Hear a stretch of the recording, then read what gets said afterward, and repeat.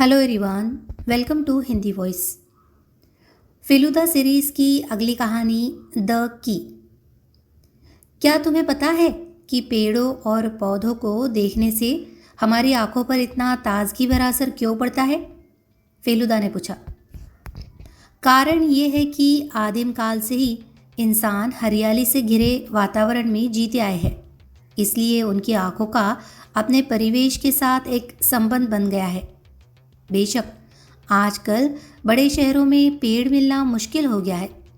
नतीजा ये होता है कि जब भी तुम शहर से बाहर जाते हो, तुम्हारी आंखें आराम महसूस करती है और दिमाग भी सुकून पाता है। ज़्यादातर आँखों की बीमारियाँ शहरों में ही दिखाई देती है। किसी गांव या पहाड़ी जगह पर चले जाओ, वहाँ चश्मा पहनने वाले लोग शायद ही नजर आए। फेलुदा की खुद की आंखें बेहद तेज थी। वह चश्मा नहीं पहनते थे और बिना पलक झपकाए किसी भी चीज़ को 3 मिनट 15 सेकंड तक घूर सकते थे। मुझे ये अच्छी तरह पता है क्योंकि मैंने कई बार उनकी परीक्षा ली थी, लेकिन वह कभी गांव में नहीं रहे थे। ये बात बताने का मन तो हुआ, मगर हिम्मत नहीं हुई। अगर कहता तो डांट खाने की संभावना बहुत ज़्यादा थी। हम एक आदमी के साथ यात्रा कर रहे थे जिसका नाम मोनी मोहन समझदार था। वह चश्मा पहनते थे, लेकिन फिर वे शहर में ही रहते थे। उनकी उम्र लगभग 50 साल रही होगी और उनके नए नक्श तीखे थे। कानों के पास के बाल सफ़ेद होने लगे थे। हम उन्हीं की फिएट कार से बामुंगाची नाम की जगह जा रहे थे, जो कलकत्ता का एक उपनगर है। मोनी बाबू से हमारी मुलाकात तो बस कल ही हुई थी। वे अचानक दोपहर में आ पहुँचे थे जब फेलुदा और मैं बैठक में बैठे पढ़ रहे थे। मैं देख रहा था कि फेलुदा अंक विद्या पर किताब पढ़ रहे थे, न्यूमरोलॉजी पर, और कभी कभी हैरानी और प्रशंसा में अपनी भौहें उठाते थे। वो किताब डॉक्टर मैट्रिक्स के बारे में थी। फेलुदा ने मुझे उन्हें देखते हुए पकड़ लिया और मुस्कुराए। तुम्हें जानकर हैरानी होगी कि अंकों में कितनी ताकत होती है और डॉक्टर मैट्रिक्स जैसे लोगों की ज़िंदगी में इनकी क्या भूमिका होती है। सुनो, ये खोज उन्होंने की थी। तुम उन 2 अमेरिकी राष्ट्रपतियों के नाम तो जानते हो जिन्हें हत्या कर मार दिया गया था, है ना? हाँ, लिंकन और कैनेडी। सही सही। अब बताओ, हर नाम में कितने अक्षर है? LINCOLN 7। KNNEDY 7। ठीक है, अब ध्यान से सुनो।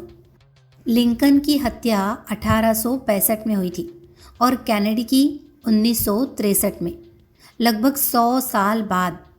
दोनों की हत्या शुक्रवार के दिन हुई थी और दोनों की पत्नियां उनके साथ थी। लिंकन की हत्या फोर्ड थिएटर में हुई थी। कैनेडी की हत्या एक कार में हुई थी जिसका नाम लिंकन था और वो फोर्ड कंपनी ने बनाई थी। लिंकन के बाद जो राष्ट्रपति बने उनका नाम था जॉनसन, एंड्रयू जॉनसन। कैनेडी के बाद भी जॉनसन बने, लिंडन जॉनसन।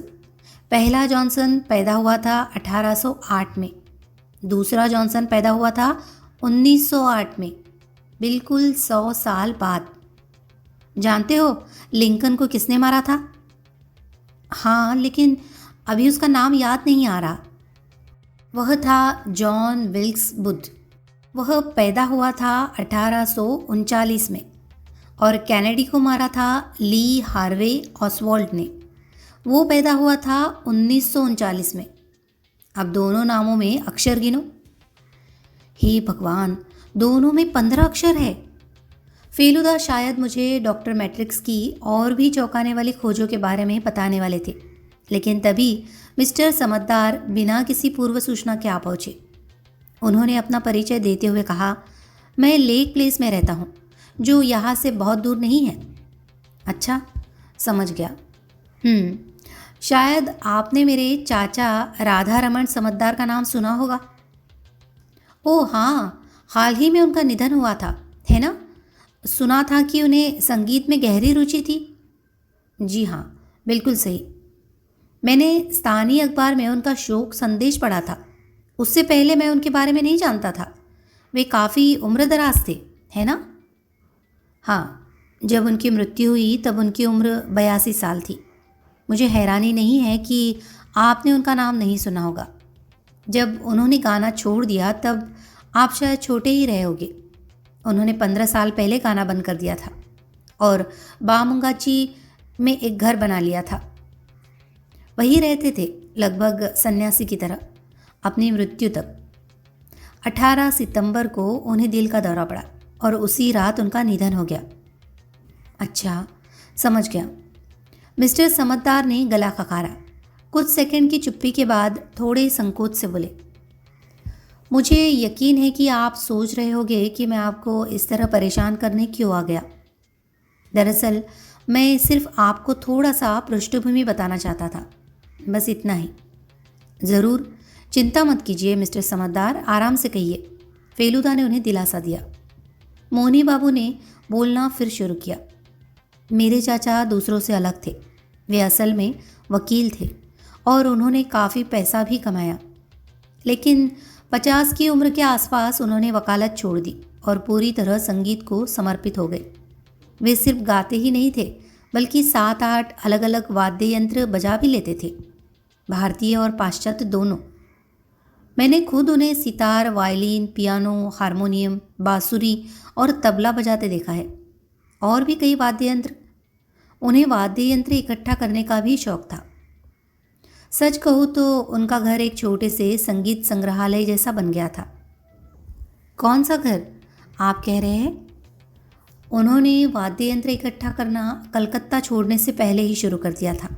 फिर उन्होंने अपना पूरा संग्रह बामुंगाची वाले घर में ले जाकर रख लिया। वे अलग अलग जगहों की यात्रा करते रहते थे, सिर्फ वाद्य यंत्रों की तलाश में। एक बार उन्होंने बॉम्बे में एक इतालवी से वायलिन खरीदी। कुछ ही महीनों बाद उन्होंने उसे कलकत्ता में 30,000 रुपये में बेच दिया।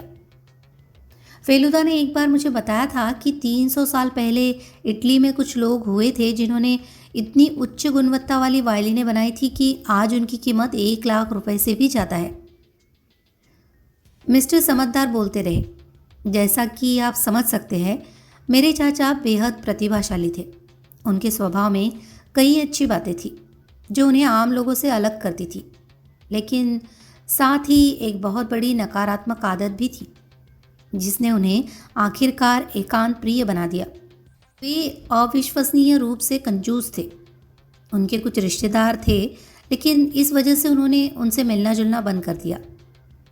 उन्हें शायद इसकी परवाह भी नहीं थी, क्योंकि रिश्तेदारों से संपर्क बनाए रखने में उनकी कोई खास दिलचस्पी नहीं थी। उनके कितने रिश्तेदार थे? ज़्यादा नहीं। उनके 3 भाई और 2 बहनें थीं। बहनें और उनके 2 भाई अब इस दुनिया में नहीं हैं। तीसरा भाई 30 साल पहले घर छोड़कर चला गया था। कोई नहीं जानता कि वह जिंदा भी है या नहीं। राधा रमन की पत्नी और उनका इकलौता बेटा मुरलीधर दोनों का निधन हो चुका है। मुरलीधर का बेटा धरणीधर इनका इकलौता पोता है। एक समय था जब राधा रमन उसे बहुत चाहते थे, लेकिन जब उसने पढ़ाई छोड़कर थिएटर ज्वाइन कर लिया और अपना नाम बदल लिया तो मेरे चाचा ने उसे पूरी तरह किनारा कर लिया। मुझे नहीं लगता कि उन्होंने उसके बाद कभी उसे देखा होगा।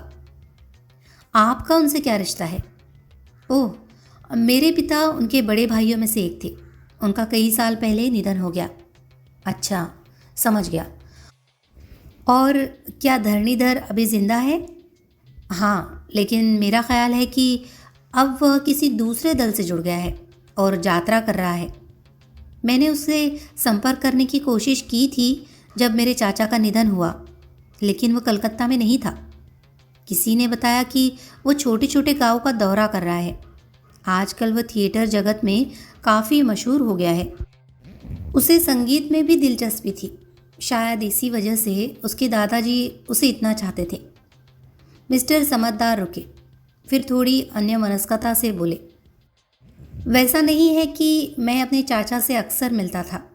मैं उनसे शायद हर 2 महीने में एक बार मिलने जाता था। हाल ही में तो वह भी मुश्किल हो गया था, क्योंकि मैं अपने काम में बहुत व्यस्त हो गया था। मैं भवानीपुर में एक प्रिंटिंग प्रेस चलाता हूँ, जिसका नाम है यूरिका प्रेस। इन दिनों बिजली कटौती इतनी ज़्यादा हो रही है कि सारा लंबित काम निपटाना बहुत मुश्किल हो गया है। खैर, मेरे चाचा के पड़ोसी अबनी बाबू ने मुझे फ़ोन किया जब उन्हें दिल का दौरा पड़ा। मैं तुरंत चिंतामणि बोस, जो हार्ट स्पेशलिस्ट है, को लेकर पहुंचा। मेरे चाचा पहले तो बेहोश थे, लेकिन मरने से ठीक पहले उन्होंने आंखें खोली और मुझे पहचानते भी लगे। उन्होंने कुछ शब्द भी कहे, लेकिन फिर सब खत्म हो गया। उन्होंने क्या कहा था? फेलुदा आगे झुककर बोले। उन्होंने कहा, इन माई नेम। फिर उन्होंने बोलने की कोशिश की, लेकिन बोल नहीं पाए। कुछ देर जूझने के बाद वे सिर्फ एक शब्द कह पाए, की, बस इतना ही। फेलुदा ने माथे पर बल डालते हुए मिस्टर समझदार को घूरा। क्या आपको अंदाज़ा है कि उनके इन शब्दों का मतलब क्या हो सकता है? देखिए, शुरू में तो मैंने सोचा था कि शायद वे अपने नाम और अपनी प्रतिष्ठा को लेकर चिंतित थे। हो सकता है उन्हें यह एहसास हुआ हो कि लोग उन्हें कंजूस कहते हैं। लेकिन की शब्द, उसे लेकर वे सचमुच परेशान लग रहे थे। मुझे बिल्कुल समझ नहीं आया कि वो किस चाबी की बात कर रहे थे। उनके शयन कक्ष में एक अलमारी और एक संदूक है। इन दोनों की चाबियाँ उनके बिस्तर के पास रखी मेज़ की दराज में रहती थी।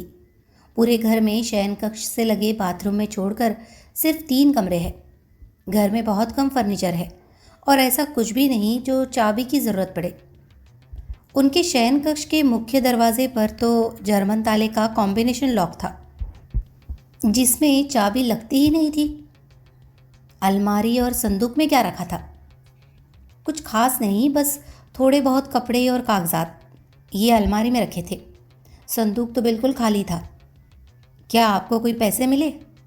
नहीं, मेज़ की दराज में बस कुछ सिक्के और 2 और 5 रुपए के कुछ नोट मिले, बस इतना ही। तकिए के नीचे एक बटुआ भी था, लेकिन उसमें भी बहुत कम पैसे थे। लगता है कि वही बटुआ वह रोज़मर्रा के खर्च के लिए इस्तेमाल करते थे। कम से कम उनके बूढ़े नौकर अनुकूल ने तो यही बताया। तो जब उनका बटुआ या दराज का पैसा खत्म हो जाता था, तब क्या करते थे? ज़रूर उनके पास कहीं और से पैसे आते होंगे। हाँ, यही तो मानना पड़ेगा। आप ऐसा क्यों कह रहे हैं? क्या उनका कोई बैंक अकाउंट नहीं था? मिस्टर समझदार मुस्कुराए। नहीं, उनका कोई बैंक अकाउंट नहीं था। अगर होता तो उनमें कुछ असामान्य ही कहा होता। सच कहूँ तो एक समय ऐसा ज़रूर था जब वे पैसे बैंक में रखते थे, लेकिन कई साल पहले वो बैंक बंद हो गया और उसमें रखा उनका सारा पैसा डूब गया। उसके बाद उन्होंने किसी बैंक पर भरोसा ही नहीं किया। लेकिन मिस्टर समझदार ने अपनी आवाज़ धीमी कर ली। मुझे पूरा यकीन है कि उनके पास बहुत पैसा था, वरना आप क्या सोचते हैं वे इतने दुर्लभ और महंगे वाद्य यंत्र कैसे खरीद पाते? इसके अलावा वे अपने ऊपर भी खूब खर्च करते थे। अच्छा खाते थे, खासतौर पर सिलवाए हुए कपड़े पहनते थे, एक बड़ा सा बगीचा संभालते थे और यहाँ तक कि उन्होंने एक सेकेंड हैंड ऑस्टिन कार भी खरीद ली थी। कभी कभी उसी में कलकत्ता चले जाया करते थे। तो उनकी आवाज़ धीरे धीरे थम गई। फेलुदा ने एक 4 मीनार सिगरेट जलाई और मिस्टर समझदार को भी पेश की। मिस्टर समझदार ने उसे ले लिया और इंतज़ार किया जब तक फेलुदा ने उनके लिए सिगरेट नहीं जलाई। गहरी कश खींचते हुए उन्होंने कहा, अब आप समझ रहे होंगे कि मुझे आपके पास क्यों आना पड़ा। आखिर वो चाबी किस चीज़ को खोलेगी? मेरे चाचा का सारा पैसा कहाँ गया? वे किस चाबी की बात कर रहे थे? क्या हमें कोई पैसा मिलेगा या कुछ और? क्या उन्होंने वसीयत बनाई थी? कौन जानता है, अगर बनाई होगी तो हमें उसे ढूंढना ही होगा। अगर वसीयत नहीं है तो उनकी सारी संपत्ति उनके पोते को मिलेगी, लेकिन पहले तो ये पता लगाना होगा कि वह संपत्ति है कितनी और कहाँ है। मैंने आपकी बुद्धिमत्ता और आपकी काबिलियत के बारे में बहुत सुना है। आप मेरी मदद करेंगे मिस्टर मित्तर? फेलुदा ने हामी भर दी। तय हुआ कि आज सुबह 7 बजे मिस्टर समझदार हमें लेने आएंगे और अपने चाचा के बामंगाची वाले घर में ले जाएंगे। मैं समझ गया था कि फेलुदा की दिलचस्पी जाग गई है, क्योंकि यह एक नए तरह का रहस्य था, या यूँ कहो कि रहस्य से ज़्यादा यह एक पहेली जैसा था। कम से कम शुरू में तो मैं यही सोच रहा था, लेकिन बाद में मुझे एहसास हुआ कि यह तो एक साधारण पहेली से कहीं ज़्यादा गूढ़ और जटिल मामला था। हम लोग जेसोर रोड से नीचे चले और बरसात के बाद दाई ओर मुड़ गए। ये सड़क सीधी बामंगाची तक जाती थी। रास्ते में मिस्टर समझदार ने एक छोटी सी चाय की दुकान पर गाड़ी रोकी और हमें चाय और जलेबी खिलाई। इसमें लगभग 15 मिनट लग गए। जब हम राधा रमन समझदार के घर पहुंचे तब 8 बज चुके थे। एक बड़ा सा बंगला एक विशाल ज़मीन के बीचों बीच खड़ा था। बाद में हमें पता चला कि वह ज़मीन 7 एकड़ की थी।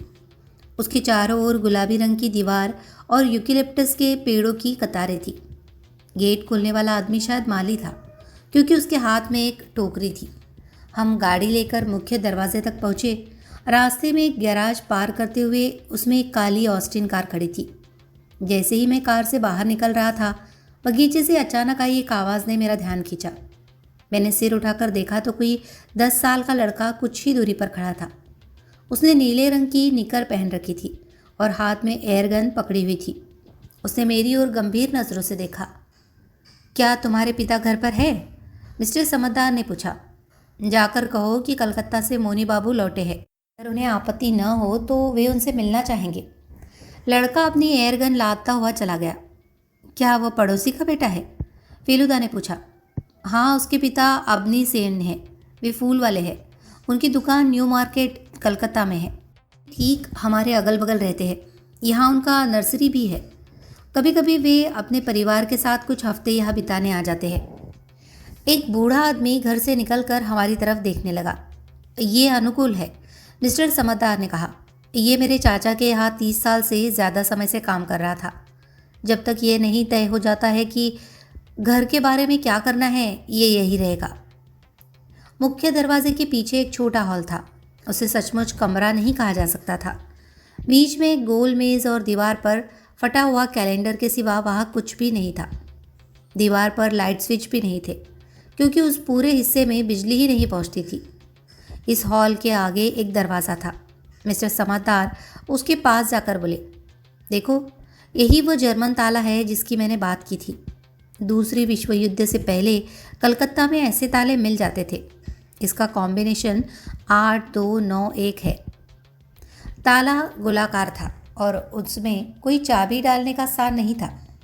उसकी जगह 4 नोकदार नालियाँ थी। हर नाली के पास 1 से लेकर 9 तक के अंक लिखे हुए थे। हर नाली से एक छोटा सा हुक बाहर निकला हुआ था।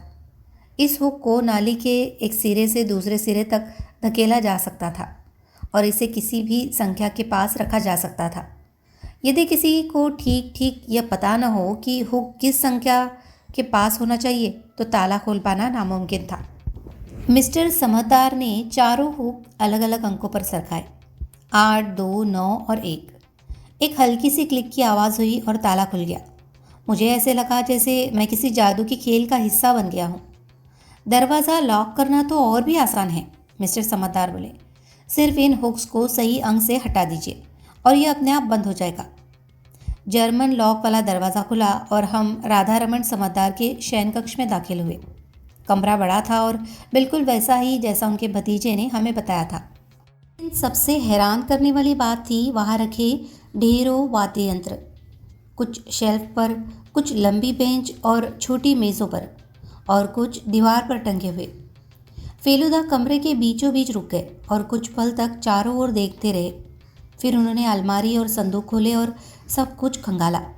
उसके बाद टेबल की दराजे, पलंग के नीचे रखा एक छोटा ट्रंक जिसमें सिवाय पुराने जूतों और चिथड़ों के कुछ नहीं था, सब जांच डाला। उन्होंने हर वाद्य उठाया, उसका वज़न महसूस किया, इधर उधर पलटा कि कहीं उनमें से किसी में ताले की कुंजी लगाने की जगह हो। फिर बिस्तर की चादर हटाई, गद्दा पलटा और फर्श पर थपथपा कर देखा कि कहीं कोई हिस्सा खोखला तो नहीं है, लेकिन कुछ भी असामान्य नहीं मिला। लगभग 1 मिनट बाद उन्होंने संलग्न बाथरूम भी खंगाल डाला, वहाँ भी कुछ नहीं। आखिरकार वे बोले, ज़रा माली को यहाँ बुला दीजिए। जब माली आया तो उन्होंने खिड़की के नीचे रखे 2 गमलों की मिट्टी निकलवाई। दोनों गमले खाली निकले। ठीक है, इन्हें वापस भर दीजिए और धन्यवाद, फेलुदा ने कहा। इसी बीच अनुकूल ने कमरे में एक मेज़ और 4 कुर्सियां लगा दी। फिर उसने 4 गिलास नींबू पानी मेज़ पर रखे और चुपचाप बाहर चला गया। मिस्टर समझदार ने हम दोनों को एक एक गिलास थमाते हुए पूछा, तो बताइए मिस्टर मित्तर, आपको इस सब का क्या मतलब समझ आता है? फेलुदा ने सिर हिलाया। अगर ये वाद्य यंत्र यहाँ न होते तो यकीन ही न होता कि इस कमरे में कभी किसी संपन्न आदमी ने जीवन बिताया था। बिल्कुल, मिस्टर समझदार ने नींबू पानी का घूंट भरते हुए कहा। इसीलिए तो मैं भागा भागा आपके पास आया। जिंदगी में कभी इतना उलझन में नहीं पड़ा। मेरी नज़र उन वाद्य यंत्रों पर गई। मैं उनमें से बस कुछ ही पहचान पाया, जैसे सितार, सरोद, तानपुरा, तबला और बांसुरी। बाकी मेरे लिए बिल्कुल अनजाने थे और मुझे पूरा यकीन नहीं था कि फेलुदा भी उन्हें पहचान पा रहे थे। उन्होंने मिस्टर समझदार की ओर देखकर पूछा, क्या आपको इनके नाम पता है? वो देखिए, दीवार पर हुक से लटका हुआ जो तार वाला वाद्य है, उसका नाम बता सकते हैं? मिस्टर समझदार हंस पड़े। नहीं साहब, मुझे संगीत का ज़रा भी ज्ञान नहीं। मुझे तो बिल्कुल अंदाज़ा नहीं कि ये वाद्य कहाँ से आए हैं और इन्हें क्या कहते हैं। कमरे के बाहर आहट हुई। अगले ही पल एयरगन वाला लड़का एक लगभग 40 वर्षीय आदमी को लेकर भीतर आया। मिस्टर समझदार ने परिचय कराया। वह आदमी था अबनी सेन, पड़ोसी माली और फ्लोरिस्ट। लड़का उसका बेटा था साधन।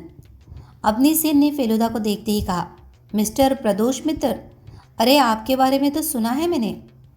फेलुदा ने हल्की मुस्कान के साथ गला ककारा। मिस्टर सेन खाली कुर्सी पर बैठ गए और उन्हें चौथा गिलास नींबू पानी पेश किया गया। गिलास उठाते ही उन्होंने मिस्टर समझदार से कहा, अरे हाँ, एक बात पूछना भूल न जाऊं। क्या आपको पता है आपके चाचा ने अपने कुछ वाद्य यंत्र बेचने का इरादा किया था? मिस्टर समझदार चौंक गए। क्या? नहीं, बिल्कुल नहीं। अबनी सेन ने आगे बताया, कल एक सज्जन मेरे घर आए थे। क्योंकि यहाँ कोई नहीं था सो वे सीधे मेरे घर पहुँचे। उनका नाम है सुरजीत दासगुप्ता। वे भी वाद्य यंत्र इकट्ठा करते हैं, ठीक आपके चाचा की तरह। उन्होंने मुझे राधा रमन बाबू का लिखा हुआ एक खत दिखाया और कहा कि वे पहले यहाँ आकर राधा रमन बाबू से मिल भी चुके हैं। अनुकूल ने भी बाद में बताया कि उसने उन्हें पहले देखा था। वो खत आपके चाचा की मौत से बस कुछ दिन पहले लिखा गया था। खैर, मैंने उन्हें कहा कि आज दोबारा आए, मुझे आभास था कि आप लोग लौटेंगे। मिस्टर समझदार धीरे से बोले, हाँ, मैंने भी उन्हें देखा है। ये बात साधन ने कही थी। वह एक छोटे से वाद्य यंत्र से खेल रहा था जो कुछ कुछ हारमोनियम जैसा लग रहा था। उसकी उंगलियों से हल्की सी झंकार सी आवाज़ निकल रही थी। उसके पिता हंस पड़े। साधन अपना ज़्यादातर समय इसी घर में या इसके आसपास बिताता था। सच कहूँ तो अब भी बिताता है। वो और उसके दादू बड़े अच्छे दोस्त थे। फेलुदा ने साधन से पूछा, तुम्हें अपने दादू कैसे लगते थे? साधन ने पीठ फेरते हुए जवाब दिया, मुझे वो बहुत अच्छे लगते थे, लेकिन कभी कभी मुझे परेशान भी करते थे। कैसे? वो बार बार मुझे सारगम गाने को कहते थे। और तुम नहीं गाना चाहते थे? नहीं, लेकिन मैं गा सकता हूँ। उसके पिता फिर हंसे। हाँ, लेकिन सिर्फ हिंदी फिल्मों के गाने। फेलुदा ने आगे पूछा, क्या तुम्हारे दादू जानते थे कि तुम गा सकते हो? हाँ। तो क्या उन्होंने कभी तुम्हें गाते सुना था? नहीं। तो फिर तुम्हें कैसे पता चला? दादू अक्सर कहते थे, जिनके नामों में सुर या लय की झलक होती है उनकी आवाज़ भी मधुर होती है। ये सुनकर हम सब एक दूसरे का चेहरा देखने लगे, मानो कुछ समझ ना आया हो। फेलुदा ने पूछा, इसका मतलब क्या है? मुझे नहीं पता। क्या तुमने कभी उन्हें गाते सुना? नहीं, लेकिन मैंने उन्हें बजाते ज़रूर सुना है। क्या? मिस्टर समझदार हैरान रह गए। क्या तुम्हें पक्का पता है साधन? मुझे तो लगा था कि उन्होंने बजाना बिल्कुल छोड़ दिया था। क्या उन्होंने तुम्हारे सामने बजाया था? नहीं, मैं तो बाहर बगीचे में था, अपनी बंदूक से नारियल मार रहा था। तभी मैंने उन्हें बजाते हुए सुना। क्या ये कोई और हो सकता था? नहीं, घर में दादू के अलावा कोई नहीं था। फेलुदा ने पूछा, क्या वे बहुत देर तक बजाते रहे? नहीं, बस थोड़ी देर। फेलुदा ने मिस्टर समझदार की ओर रुख किया। क्या आप कृपया अनुकूल को यहाँ बुला सकते हैं? कुछ ही क्षणों में अनुकूल आ गया। फेलुदा, क्या आपने कभी अपने मालिक को इनमें से कोई वाद्य यंत्र बजाते सुना? अनुकूल संकोच से, अच्छा, देखिए, मेरे मालिक अपना अधिकांश समय इसी कमरे में बिताते थे। उन्हें परेशान होना पसंद नहीं था। तो सच कहूँ तो साहब, मुझे पता ही नहीं कि वे बजाते थे या नहीं। फेलुदा, समझ गया। तो उन्होंने कभी भी आपकी उपस्थिति में नहीं बचाया, है ना? अनुकुल: नहीं साहब। फेलुदा: क्या आपने घर के किसी और हिस्से से या बाहर से कभी आवाज़ सुनी? अनुकुल: अच्छा, बस कुछ ही बार। मुझे लगता है, लेकिन मेरी सुनने की क्षमता इतनी अच्छी नहीं है साहब। फेलुदा: क्या उनके मरने से पहले कोई अजनबी उनसे मिलने आया था, वही आदमी जो कल आया था? अनुकुल: हाँ साहब, वो मेरे मालिक से इसी कमरे में बात कर गया। फेलुदा: तो वो पहली बार कब आया था? अनुकुल: जिस दिन वे मरे। फेलुदा: क्या उसी दिन? मिस्टर समझदार अपनी हैरानी छुपा नहीं पाए। अनुकुल आंखों में आंसू लिए गला भराया। हाँ साहब। उन्होंने चादर के एक सिरे से आंसू पोंछते हुए घुटते स्वर में कहा, मैं वहाँ उस सज्जन के जाने के तुरंत बाद आया था ताकि अपने बाबू को बता सकूं कि उनके स्नान के लिए गर्म पानी तैयार है, लेकिन उन्हें सोते हुए पाया। कम से कम मैं यही सोच रहा था कि वे सो रहे हैं, जब तक कि मुझे यह एहसास नहीं हुआ कि उन्हें जगाना नामुमकिन है। फिर मैं सेन बाबू के घर गया और उन्हें बता दिया। मिस्टर सेन: हाँ, ये सही है। मैंने तुरंत मिस्टर समझदार को फ़ोन किया और कहा कि डॉक्टर बुलाए, लेकिन मुझे पता था कि डॉक्टर बहुत कुछ नहीं कर सकते। तभी कार रुकने की और दरवाज़ा खुलने की आवाज़ आई। एक कार बाहर आकर रुकी। अनुकूल देखने के लिए बाहर गया कि कौन आया है। 1 मिनट बाद एक आदमी ने कमरे में प्रवेश किया और अपना परिचय दिया। सुरजीत दासगुप्ता। उसकी लंबे और झूलती मूछें, चौड़े साइड बन और घने उग्र बाल थे। उसने भारी फ्रेम वाले चश्मे पहने हुए थे। मिस्टर सेन ने मिस्टर समझदार की ओर इशारा करते हुए कहा, आप उनसे बात कीजिए मिस्टर दासगुप्ता, ये राधा रमन बाबू के भतीजे हैं। सुरजीत दासगुप्ता: अच्छा, समझ गया। आपके चाचा ने मुझे खत लिखा था तो मैं मिलने आया। मिस्टर समझदार बीच में बोले, क्या मैं वह खत देख सकता हूँ? सुरजीत दासगुप्ता ने अपनी जैकेट की अंदरूनी जेब से एक पोस्ट कार्ड निकाला और मिस्टर समझदार को दे दिया। मिस्टर समझदार ने उस पर नज़र दौड़ाई और फिर उसे फेलुदा को थमा दिया। मैं झुककर पढ़ने लगा कि उसमें क्या लिखा था। कृपया 18 सितंबर को सुबह 9 से 10 बजे के बीच मुझसे मिलने आइए। मेरे सभी वाद्य यंत्र मेरे घर में हैं। जब आप आएंगे तो उन्हें देख सकते हैं। फेलुदा ने तुरंत पता देखने के लिए कार्ड पलटा। Minerva hotel, central Avenue, Calcutta 13। फिर उन्होंने पलंग के पास रखी छोटी मेज़ पर रखी नीली काली स्याही की बोतल पर नज़र डाली। खत उसी स्याही से लिखा हुआ प्रतीत होता था। सुरजीत दासगुप्ता बेड पर बैठ गए और अधीरता से इधर उधर देखने लगे। समझदार ने एक और सवाल करते हुए पूछा, उस सुबह आप और मेरे चाचा ने क्या बातचीत की? सुरजीत दासगुप्ता: देखिए, मुझे राधा रमन समझदार के बारे में तब पता चला जब मैंने उनके द्वारा लिखा एक लेख पढ़ा जो संगीत प्रेमियों के एक मैगजीन में प्रकाशित हुआ था। तो मैंने उन्हें खत लिखा और 18 तारीख को यहाँ आया, जैसा कि अनुरोध किया गया था। उनके संग्रह में 2 ऐसे वाद्य यंत्र थे जिन्हें मैं खरीदना चाहता था। हमने उनके दामों पर चर्चा की और मैंने 2000 रुपये का ऑफ़र दिया। उन्होंने हामी भरी और मैं तुरंत चेक लिखने वाला था, लेकिन उन्होंने रोका और कहा कि वे नकद पैसे पसंद करेंगे। मेरे पास इतनी नकदी नहीं थी, तो उन्होंने कहा कि मैं अगले बुधवार को वापस आऊँ। मंगलवार को मैंने अखबार में पढ़ा कि उनका देहांत हो गया। तब मुझे देहरादून के लिए निकलना पड़ा। मैं परसों ही वापस लौटा। मिस्टर समझदार: उस सुबह जब आप उनसे मिले वे कैसे लग रहे थे? सुरजीत दासगुप्ता: अरे, वे ठीक लग रहे थे, लेकिन शायद उन्होंने ये सोचना शुरू कर दिया था कि उनका जीवन लंबा नहीं रहने वाला। उन्होंने जो कुछ कहा उससे ऐसा प्रतीत होता था। मिस्टर समझदार: क्या आप दोनों के बीच किसी बहस जैसी कोई बात हुई? सुरजीत दासगुप्ता कुछ सेकंड चुप रहे, फिर ठंडे स्वर में बोले, क्या आप मुझे अपने चाचा के दिल के दौरे के लिए जिम्मेदार ठहरा रहे हैं? मिस्टर समझदार ठंडे अंदाज में बोले, नहीं, मैं ये नहीं कह रहा कि आपने जानबूझकर कुछ किया, लेकिन वे आपकी मुलाकात के ठीक बाद बीमार पड़ गए तो। सुरजीत दासगुप्ता: समझ गया। मैं आपको आश्वस्त कर सकता हूँ मिस्टर समझदार कि जब मैंने उन्हें छोड़ा तब वे बिल्कुल ठीक थे। वैसे मेरे प्रस्ताव पर निर्णय लेना आपके लिए मुश्किल नहीं होना चाहिए। मेरे पास पैसे हैं। उन्होंने अपनी वॉलेट निकाली। यहाँ 2000 रुपये नकद है।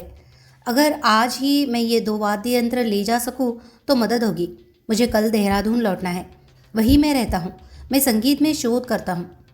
मिस्टर समझदार, आप किन दो वाद्य यंत्रों की बात कर रहे हैं? सुरजीत दासगुप्ता उठे और कमरे में लटक रहे एक वाद्य यंत्र की ओर बढ़े।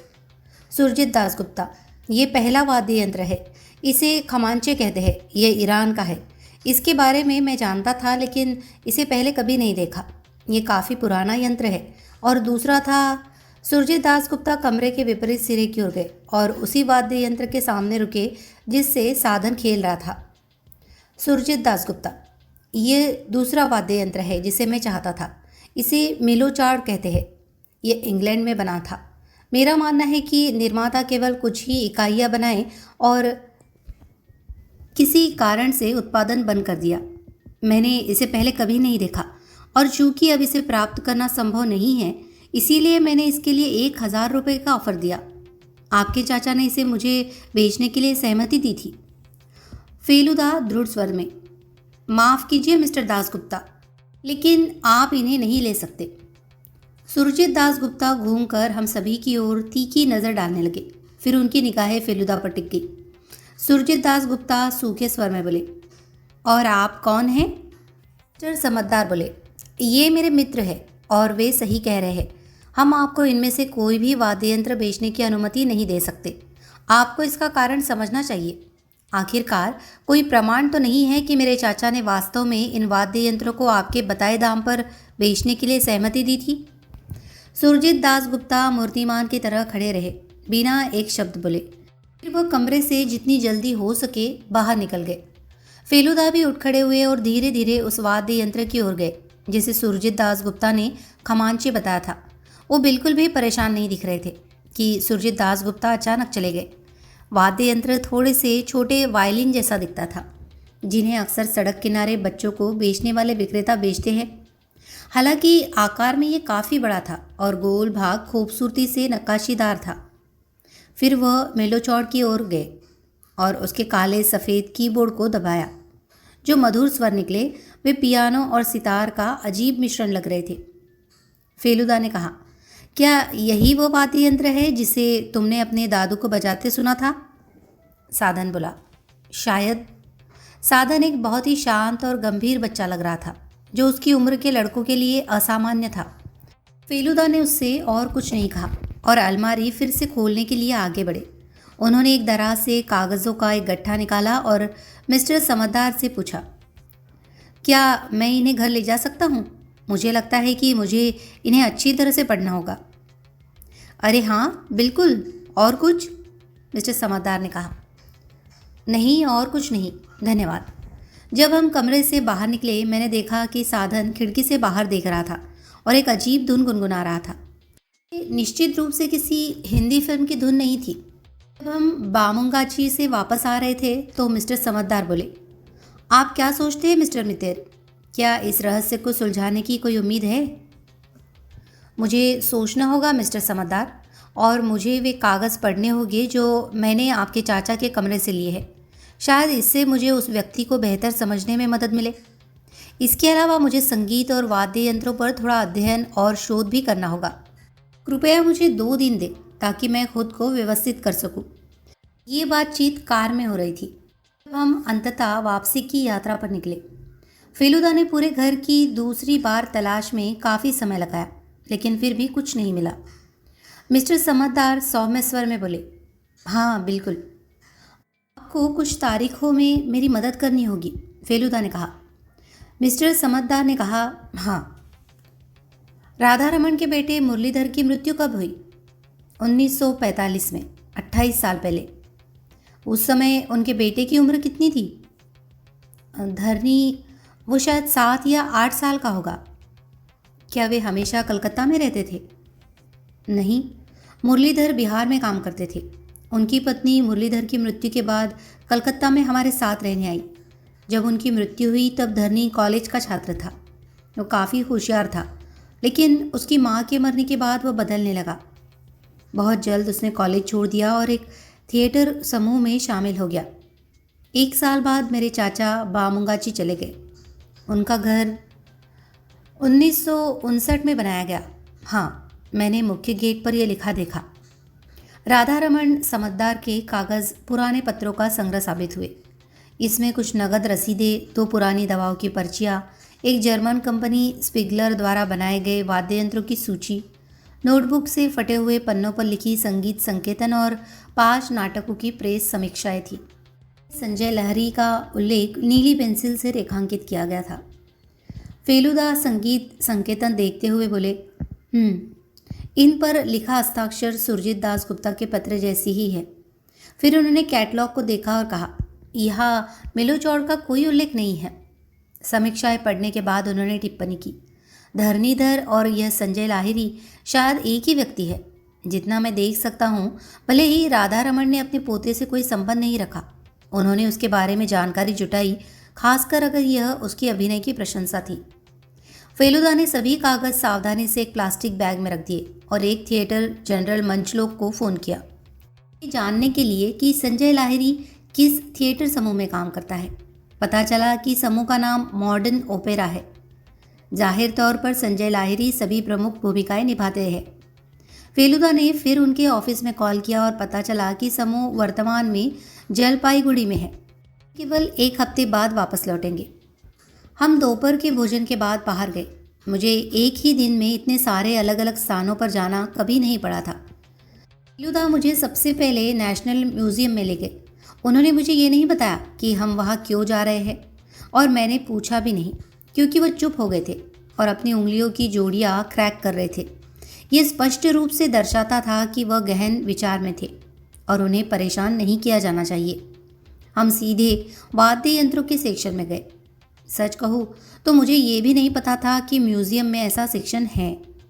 ये सभी प्रकार के वाद्य यंत्रों से भरा हुआ था, महाभारत के समय से लेकर अब तक के। आधुनिक वाद्य यंत्र भी प्रदर्शित किए गए थे, हालांकि कुछ भी पश्चिम से आया हुआ नहीं था।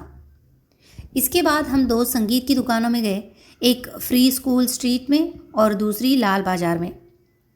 दोनों ही मेलोचौड़ के बारे में कुछ नहीं जानते थे। मोंडल एंड कंपनी लाल बाजार के मिस्टर मोंडल ने कहा, मिस्टर समझदार हमारे पुराने और सम्मानित ग्राहक थे, लेकिन नहीं, हमने उन्हें कभी वो वाद्य यंत्र नहीं बेचा जिसका आप जिक्र कर रहे हैं। ये कैसा दिखता है? क्या ये कोई बांसुरी जैसी ध्वनि देने वाला वाद्य यंत्र है? फेलुदा ने कहा, नहीं, ये ज़्यादा हारमोनियम जैसा है, लेकिन आकार में बहुत छोटा है। इसका स्वर पियानो और सितार का मिश्रण लगता है।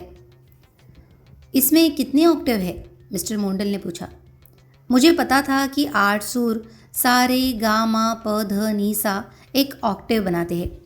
मोंडल की दुकान में बड़े हारमोनियम में 3 ऑक्टेव तक की सुविधा होती थी।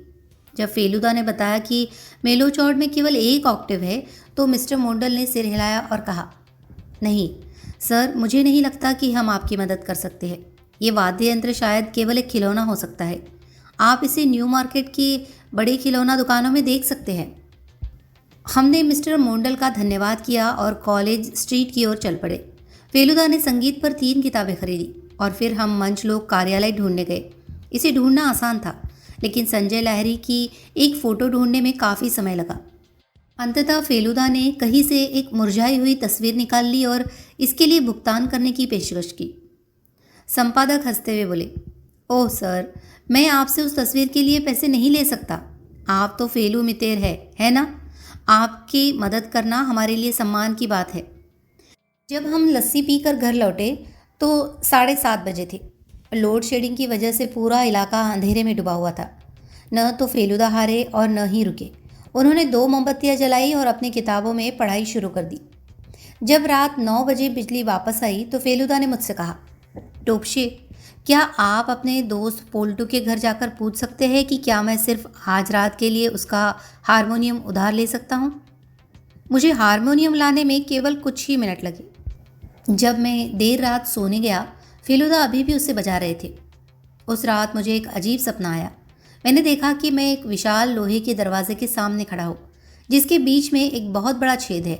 ये छेद इतना बड़ा था कि मैं आसानी से उसमें से गुजर सकता था, लेकिन ऐसा करने की बजाय फेलुदा, मोनी मोहन समझदार और मैं सभी एक विशाल चाबी को उसमें फिट करने की कोशिश कर रहे थे। और सुरजीत दास गुप्ता लंबा चोंगा पहनकर चारों ओर नाच रहे थे और गा रहे थे, 8291 8291। मिस्टर समझदार ने हमें बताया था कि वो अगले बुधवार को हमें कॉल करेंगे। हालांकि उन्होंने एक दिन पहले मंगलवार को सुबह 7 बजे हमें फ़ोन किया। मैंने फ़ोन उठाया। जब मैंने उनसे कहा कि फेलुदा को बुलाकर बताता हूँ तो उन्होंने कहा, नहीं, ऐसा करने की कोई ज़रूरत नहीं है।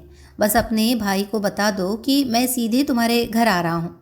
कुछ अत्यंत ज़रूरी मामला सामने आ गया है। वे 15 मिनट में पहुँच गए। अबानी सेन ने बामुंगजी से फ़ोन किया। किसी ने कल रात मेरे अंकल के कमरे में घुसपैठ की है, उन्होंने कहा। फेलुदा ने तुरंत पूछा कि किसी और को वो जर्मन लॉक खोलना आता है? धरणीधर को आता था। अबानी बाबू के बारे में मुझे यकीन नहीं, मुझे नहीं लगता कि उन्हें आता है। लेकिन जिसने भी चोरी की उसने वो दरवाज़ा बिल्कुल इस्तेमाल नहीं किया। वो छोटे बाहरी दरवाजे से बाथरूम में गया। आप जानते हैं, वो जो साफ़ सफाई करने वालों के लिए था। लेकिन वो दरवाज़ा अंदर से ताला बंद था, मैंने खुद देखा था। शायद कोई हमारे जाने के बाद इसे खोल दिया हो। वैसे अच्छी खबर यह है कि वह कुछ भी ले नहीं जा सका। अंकुल को जैसे ही घर में घुसते ही पता चला और उन्होंने अलार्म बजाया। देखो, क्या तुम अभी फ्री हो? क्या तुम मेरे साथ घर वापस चल सकते हो? हाँ, बिल्कुल। लेकिन मुझे एक बात बताओ, अगर तुम अब राधा रमन के पोते धरनी को देखो, क्या तुम्हें उसे पहचानने में कोई दिक्कत होगी? मिस्टर समझदार ने भौं चढ़ाई। खैर, मैंने उसे वर्षों से नहीं देखा है, लेकिन हाँ, मुझे लगता है कि मैं पहचान सकता हूँ। फेलुदा संजय लहरी की तस्वीर लेने चले गए। जब उन्होंने उसे मिस्टर समझदार को दी तो मैंने देखा कि उन्होंने संजय के चेहरे पर लंबी मूछें और भारी फ्रेम वाले चश्मे जोड़ दिए थे। मिस्टर समझदार चौंक उठे। क्यों? उन्होंने कहा। ये तो सुरजीत दास गुप्ता। हाँ, लेकिन शायद नाक बिल्कुल वैसी नहीं है। खैर, कोई समानता तो है। ये तस्वीर आपके चचेरे भाई मुरलीधर के बेटे की है। मैंने बस कुछ चीज़ें जोड़ दी ताकि ये और दिलचस्प दिखे। ये अद्भुत है। वास्तव में मुझे अजीब लगा जब कल दास गुप्ता आए। दरअसल मैं तुम्हें कल रात फ़ोन करना चाहता था और बताना चाहता था, लेकिन प्रेस में देरी हो गई। हम ओवर टाइम कर रहे थे, लेकिन फिर भी मैं पूरी तरह सुनिश्चित नहीं था। मैंने धरनी को 15 सालों से नहीं देखा था, न ही मंच पर। मुझे थिएटर में कोई दिलचस्पी नहीं है। अगर जो तुम कह रहे हो वो सच है। फेलुदा ने बीच में ही कहा, अगर जो मैं कह रहा हूँ वो सच है तो हमें 2 बातें साबित करनी होगी। पहली, सुरजीत दास गुप्ता असल जीवन में मौजूद नहीं है, और दूसरी, संजय लहिरी ने अपना ग्रुप छोड़ दिया और आपके अंकल की मृत्यु से कुछ दिन पहले कलकत्ता लौट आए। टोपशे, मिनर्वा होटल का नंबर ढूंढो। होटल ने हमें बताया कि वास्तव में सुरजीत दास गुप्ता वहाँ ठहरा था, लेकिन उससे एक दिन पहले चेकआउट कर चुका था। मॉडर्न ओपेरा को फ़ोन करने का कोई फ़ायदा नहीं था, क्योंकि उन्होंने पहले ही बता दिया था कि संजय लहरी शहर के बाहर है। बागमुंशी पहुंचते ही फेलुदा ने बाहर से घर का निरीक्षण किया, कंपाउंड की दीवार के साथ चलते हुए। जो भी आया होगा उसे कार में आना पड़ा होगा, इसे कुछ दूरी पर पार्क करना पड़ा होगा और बाकी रास्ता चलकर तय करना पड़ा होगा। फिर उसे दीवार पर कूदना पड़ा होगा। ये बहुत कठिन नहीं हो सकता था, क्योंकि हर जगह पेड़ थे जिनकी लंबी शाखाएं कंपाउंड की दीवार पर झुक रही थी। ज़मीन पूरी तरह सूखी थी, इसलिए कहीं कोई पैरों के निशान नहीं थे। फिर हम अंकुल को ढूंढने गए। वह ठीक महसूस नहीं कर रहा था और अपने कमरे में आराम कर रहा था। उसने हमें मुश्किल से बताया कि मच्छरों और सिरदर्द के कारण वो पिछली रात पूरी तरह सो नहीं पाया। वो वही लेटा हुआ राधा रमन के कमरे की खिड़की देख सकता था।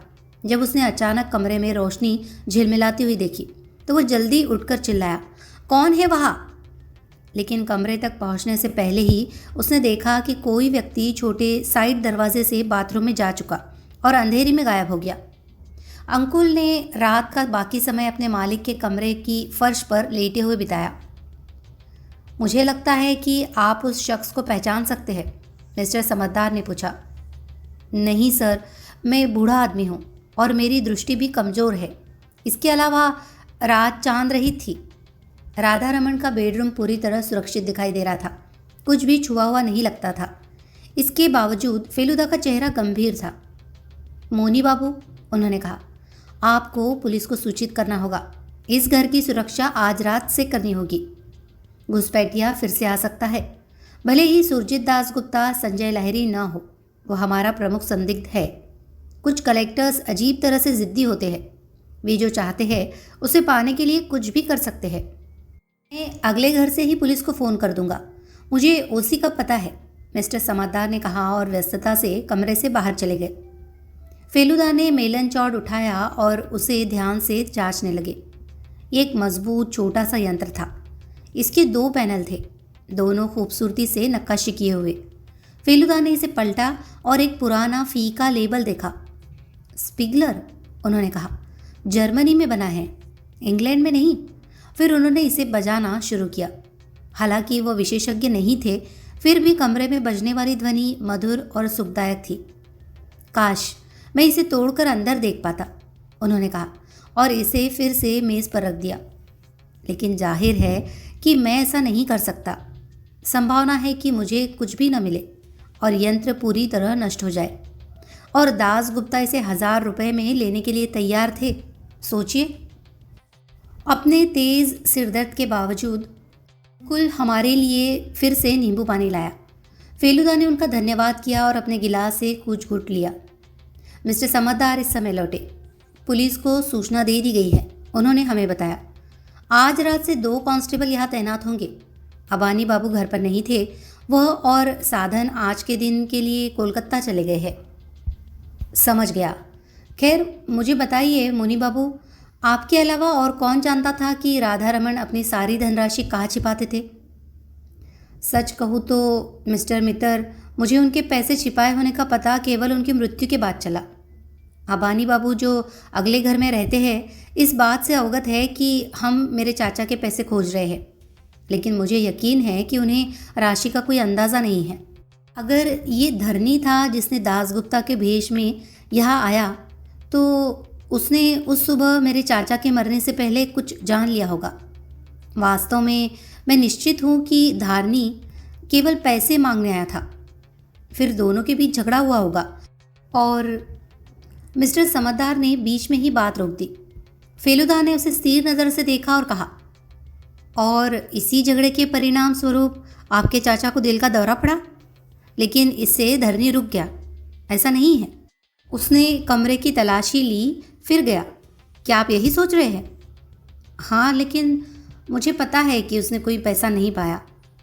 अगर वो पा गया होता तो क्या वह सुरजीत दासगुप्ता का भेष धारण करके वापस आता, है ना? सही, शायद कुछ ऐसा था जिससे उसे लगा कि पैसा उन 2 यंत्रों में से किसी एक में छिपा है। मेलनचाड़, मिस्टर समझदार ने फेलुदा की ओर तेज नज़र डाली। क्या आपको सच में ऐसा लगता है? मेरी प्रवृत्ति यही कह रही है, लेकिन मैं अंधाधुंध अनुमान नहीं लगाना चाहता।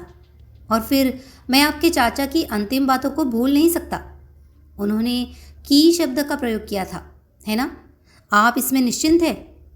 मिस्टर समझदार थोड़े अनिश्चित लगने लगे।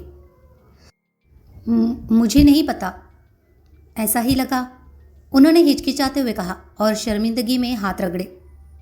या हो सकता है कि मेरे चाचा बस बकवास कर रहे थे। ये तो मानसिक भ्रम हो सकता है ना? शायद की शब्द का कोई महत्व ही नहीं है। मैं अचानक इन शब्दों से थोड़ा निराश हुआ, लेकिन फेलुदा शांत बने रहे। भ्रम या न हो, इस कमरे में पैसा है, उन्होंने कहा। मैं इसकी खुशबू महसूस कर सकता हूँ।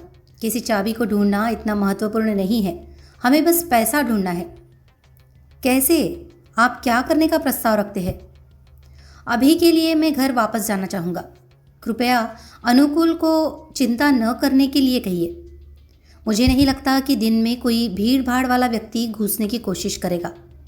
उसे बस इतना करना है कि किसी अजनबी को घर में प्रवेश न करने दे। रात में वहाँ पुलिस के कांस्टेबल होंगे। मुझे वापस जाकर बहुत ध्यान से सोचना होगा। मुझे एक हल्की सी रोशनी दिखाई दे रही है, लेकिन जब तक वो और तेज़ न हो मैं ज़्यादा कुछ नहीं कर सकता। क्या मैं यहाँ रात बिता सकता हूँ? मिस्टर समझदार इस सवाल पर हल्के आश्चर्य में पड़ गए, लेकिन उन्होंने तुरंत कहा, हाँ बिल्कुल, अगर आप यही चाहते हैं। क्या मैं 8 बजे आपको लेने आ जाऊँ? ठीक है, धन्यवाद मोनी बाबू। सबसे पहले मेरे बेटे मृत व्यक्ति का नाम लिखो। फेलुदा अपने कमरे में वापस थे, बिस्तर पर बैठे। मैं उनके बगल की कुर्सी पर बैठा था, घुटनों पर नोटबुक, और हाथ में पेन। राधा रमन समझदार, मैंने लिखा। उसका पोता क्या कहलाता है?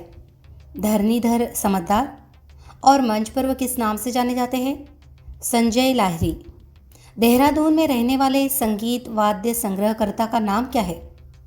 सुरजीत दासगुप्ता। राधा रमन का पड़ोसी कौन है? अबनी सेन। और उसका बेटा? साधन।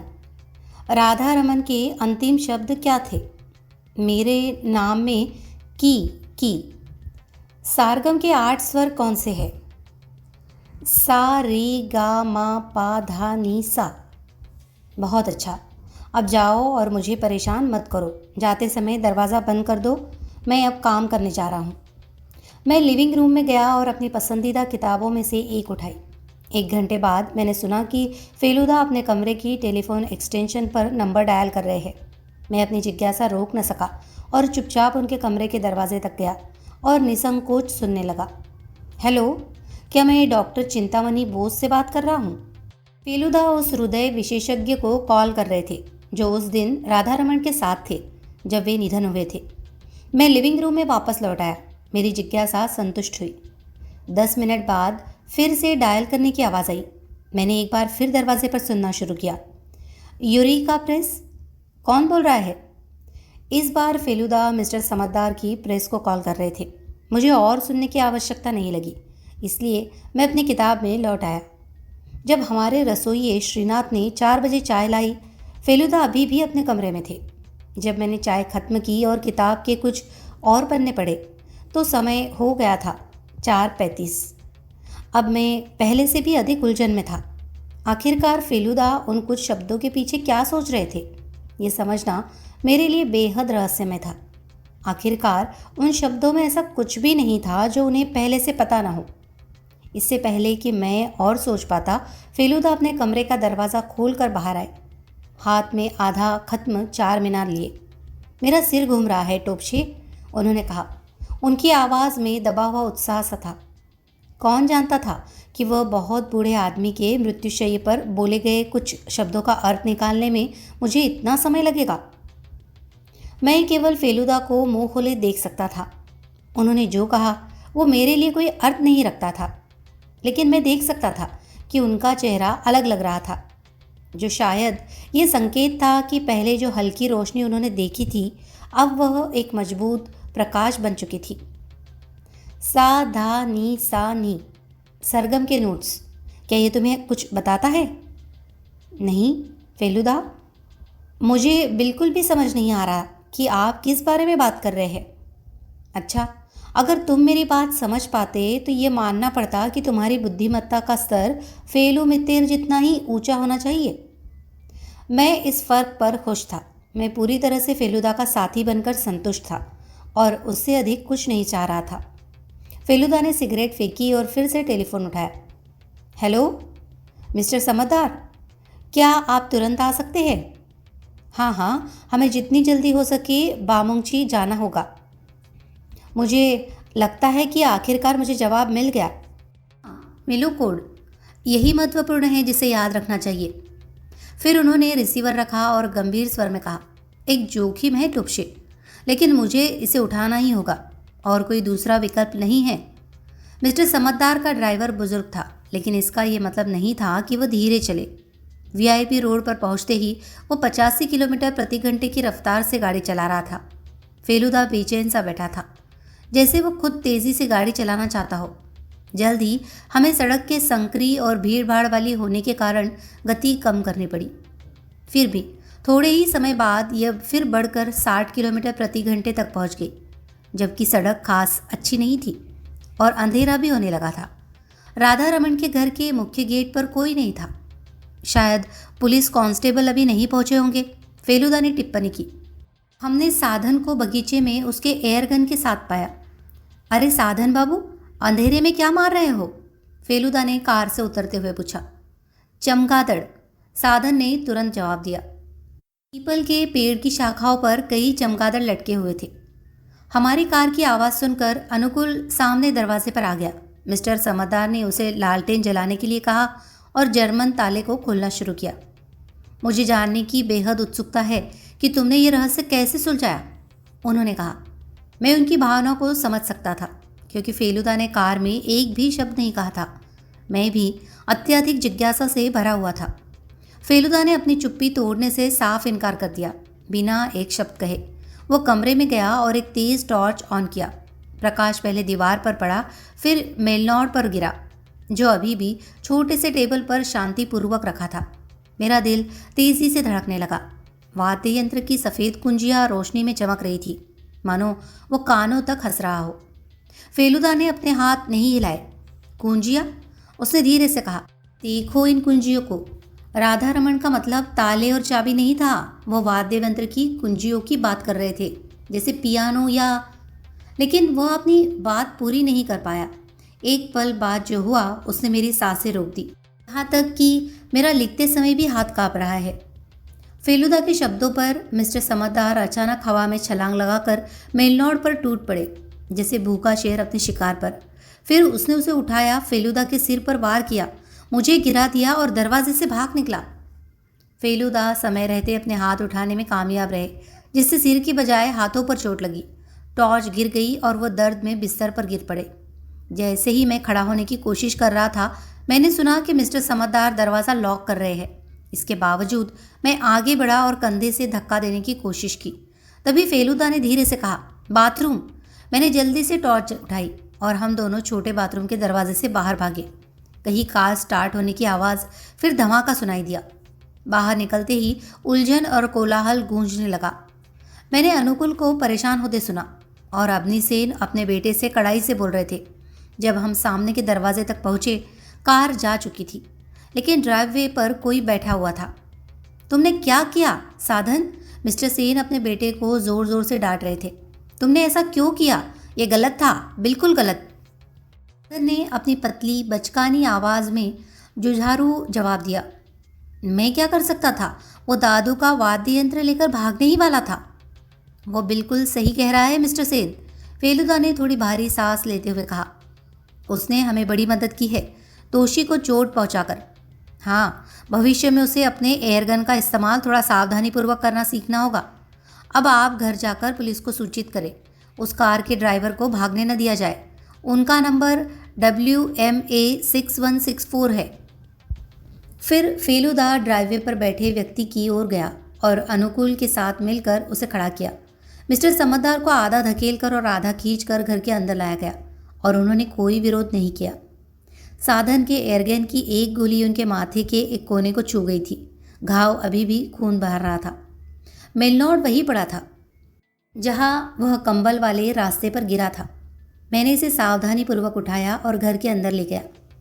Feluda, mister Sen, 12/7 police station के इंस्पेक्टर दिनेश गुइन और मैं राधा रमन के कमरे में बैठकर चाय पी रहे थे।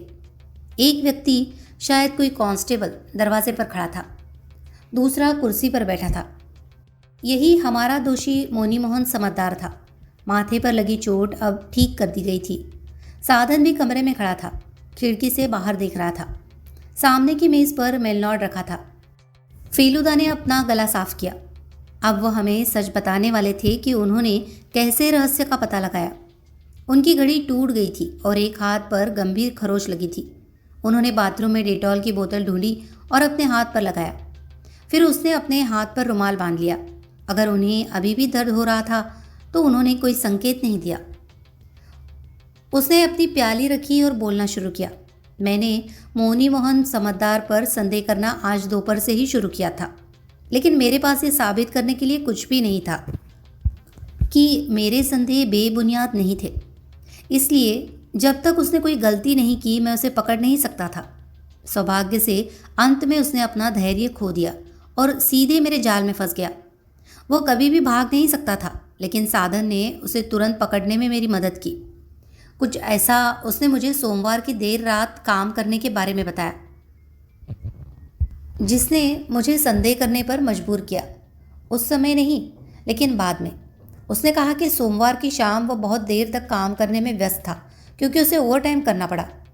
ये अजीब था क्योंकि मेरा एक मित्र उसी इलाके में रहता है जहाँ उसका प्रेस है, और मैंने अक्सर सुना था कि वहाँ लंबे बिजली कटौती होती है। हमेशा शाम से शुरू होकर देर रात तक रहते हैं। इसीलिए मैंने यूरेका प्रेस में फ़ोन किया और पता चला कि सोमवार की शाम कोई काम नहीं हुआ था, लंबे लोड शेडिंग के कारण। मोनी बाबू स्वयं दोपहर में प्रेस छोड़ चुके थे और किसी ने उन्हें लौटते नहीं देखा। इससे मुझे संदेह हुआ कि जिसने मुझे एक झूठ बताया उसने शायद दूसरा भी बताया होगा। क्या होगा अगर राधा रमन के अंतिम शब्द वास्तव में अलग थे, जैसा मुझे बताया गया था। मुझे याद आया कि उनकी मृत्यु के समय वहाँ केवल वही मौजूद नहीं थे। मैंने डॉक्टर चिंतामणि बोस को फ़ोन किया और जाना कि राधा रमन ने वास्तव में कहा था, धरनी मेरे नाम में कुंजी कुंजी। धरनी का नाम मोनी बाबू ने बताना भूल गए। धरनी आखिरकार राधा रमन का इकलौता पोता था। वह अब भी उनसे स्नेह करता था। प्रदर्शन की अच्छी समीक्षाएं होती तो राधा रमन उन प्रेस कटिंग्स को संभाल कर रखते थे। इसलिए ये स्वाभाविक था कि वह अपने पोते को और भतीजे को नहीं, अपने पैसे का रहस्य बताने की कोशिश करे। मुझे नहीं लगता कि उन्होंने अपने भतीजे को पहचाना भी था। फिर भी उनके अंतिम शब्द सुनने वाला उनका भतीजा ही था। उसने समझ लिया कि राधा रमन अपने छुपाए हुए पैसे के बारे में बात कर रहे थे, लेकिन वो कोई कुंजी नहीं ढूंढ पाया। इसलिए उसने मेरे पास आने का फैसला किया, ये सोचकर कि मैं पता लगा लूँगा कि कुंजी कहाँ है और मोनी बाबू सारा पैसा हड़प लेंगे। किसी को नहीं पता था कि कोई वसीयत है या नहीं। अगर वसीयत नहीं मिली तो राधा रमन की सारी संपत्ति सीधे धरनी को चली जाती। किसी भी हालत में मुझे संदेह है कि राधा रमन अपने भतीजे को कुछ देने पर विचार भी करते। मेरा मानना है कि वो मोनी बाबू को विशेष रूप से पसंद नहीं करते थे। फेलुदा रुक गया, कोई कुछ नहीं बोला। थोड़ी देर की चुप्पी के बाद उसने फिर कहा, अब सवाल ये था कि मोनी बाबू ने मुझे सोमवार को देर तक काम करने के बारे में झूठ क्यों बताया? क्या इसलिए कि उसने सोमवार की शाम किसी अपराध में शामिल होकर बिताई थी? उसे इसका अलिबाई चाहिए था। उसी शाम राधा रमन के कमरे में घुसपैठ हुई थी।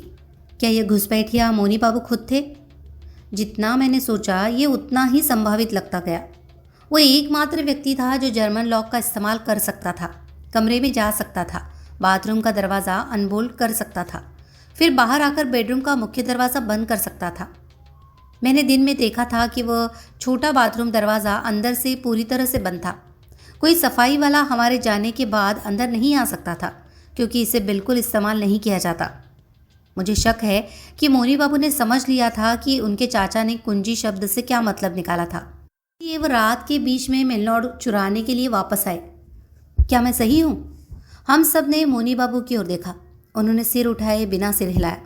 फेलुदा ने आगे कहा, भले ही मोनी बाबू मेलनॉर्ड चुरा भी लेते, मुझे पूरा यकीन है कि वह राधा रमन का बाकी संदेश कभी समझ ही नहीं सकते थे। मुझे इसका उत्तर आज ही शाम को मिला और इसके लिए भी मैं छोटे साधन को धन्यवाद करता हूँ। हम सब हैरानी से साधन की ओर देखने लगे। उसने सिर घुमाकर गंभीरता से फेलुदा की ओर देखा। साधन, फेलुदा ने कहा, एक बार फिर बताओ कि तुम्हारे दादू ने संगीत और लोगों के नाम के बारे में क्या कहा था? जिनके नामों में संगीत होता है, साधन ने फुसफुसाया, उनकी आवाज़ों में भी संगीत होता है। धन्यवाद। ये केवल राधा रमन की असाधारण बुद्धिमत्ता का एक उदाहरण है। जिनके नामों में संगीत होता है, उन्होंने कहा। ठीक है, एक नाम लेते हैं। उदाहरण के लिए साधन, साधन सेन। अगर आप कुछ स्वर हटा दे तो सरगम के नोट मिलते हैं, सा धा नी सा नी। जब मुझे ये समझ में आया तो एक नया विचार मेरे दिमाग में आया। उनके अंतिम शब्द थे, मेरे नाम में कुंजी। क्या इसका मतलब ये हो सकता था कि मेलनॉर्ड की वेजाए जो उनके अपने नाम से मेल खाती थी वही कुंजी है? राधा रमन, रे धा रे मानी, समदर सा मा धा धा रे। धरनीधर भी गायक था और उसके नाम में भी संगीत था, धा रे नी धा रे। कितना चालाक विचार था, सरल लेकिन अद्भुत। राधा रमन स्पष्ट रूप से यांत्रिक उपकरणों में रुचि रखते थे। वह जर्मन संयोजन लॉक इसका उदाहरण था। मेलनॉर्ड भी जर्मनी में बना था, एक कंपनी स्पिगलर द्वारा। इसे विशेष आदेश पर बनाया गया था, संभवतः राधा रमन द्वारा दी गई विशिष्टताओं के आधार पर। यह उनका बैंक था। शुक्र है कि सुरजीत दास गुप्ता इसे लेकर नहीं चले गए। हालांकि मुझे यकीन है कि राधा रमन इसकी सामग्री पहले ही निकाल चुके होते। शायद उन्हें अब बैंक की आवश्यकता नहीं लगी। शायद उन्हें पता था कि उनका जीवन लंबा नहीं है। मैंने दो और बातें सीखी। सुरजीत दास गुप्ता एक सच्चे संगीतज्ञ हैं। संगीत और उपकरणों के प्रति पूरी तरह से जुनूनी। पिछले 2 दिनों में मैंने जो कुछ किताबें पढ़ी उनमें उनका नाम आया। मैं ये सोचकर पूरी तरह गलत था कि वो धरणी का वेश धारण किए हुए था। धरणी वास्तव में जलपाईगुड़ी में है। उसे इस घटना का कोई अंदाज़ा नहीं है। अब हमें ये देखना है कि उसके लिए कुछ विरासत में बाकी है या नहीं। वो अपना स्वयं का समूह बनाना चाहता है, जैसा कि मंचलोक में प्रकाशित एक साक्षात्कार में कहा गया। इसलिए मुझे यकीन है कि उसे अचानक प्राप्त धन बहुत स्वागत योग्य होगा। टॉपशे, वो लालटेन यहाँ ले आओ। मैंने लालटेन उठाई और इसे मेलोकॉर्ड के पास ले गया। फेलुदा ने इसे अपनी गोद में रखा। आज इसे कुछ खुरदुरे इस्तेमाल सहने पड़े हैं, उन्होंने कहा, लेकिन इसे इतनी अच्छी तरह से डिज़ाइन किया गया था कि मुझे नहीं लगता कि इसे कोई नुकसान पहुंचा होगा। अब देखते हैं राधा रमन की बुद्धि और जर्मन कारीगरी ने क्या बनाया है। फेलुदा ने राधा रमन के पूरे नाम रे धा रे मा नी सा मा धा धा रे के नोट्स दबाने शुरू किए। हर की दबाते ही एक मधुर स्वर गूंज उठा। जब फेलुदा ने आखिरी की दबाई, दाईं तरफ का पैनल चुपचाप खुल गया। हम उत्सुकता से झुक गए और देखा कि इस पैनल के पीछे एक गहरी जगह थी, लाल मखमल से ढकी हुई और 100 रुपए के नोटों के बंडलों से भरी हुई। सिर्फ हैरानी ने हमें कुछ क्षणों के लिए पत्थर बना दिया। फिर फेलुदा ने बंडलों को धीरे धीरे निकालना शुरू किया। मुझे लगता है कम से कम 50,000 है यहाँ, उन्होंने कहा। आओ श्री सेन, मेरी गिनती में मदद करो। एक और हतप्रभ अग्निसेन खड़े हुए और आगे बढ़े। लालटेन की रोशनी फेलुदा के चेहरे पर पड़ी और उनकी आंखों में चमक दिखी। मुझे पता था कि ये लालच नहीं थी, बल्कि अपनी तेज बुद्धि का उपयोग करने और एक और रहस्य सुलझाने की शुद्ध खुशी थी। कहानी अगर आपको पसंद आई हो तो प्लीज़ इसे लाइक करें, शेयर करें और कमेंट करें। और फेलुदा सीरीज़ की सारी कहानियों को सुनने के लिए हमारे चैनल को सब्सक्राइब करना न भूलें। धन्यवाद।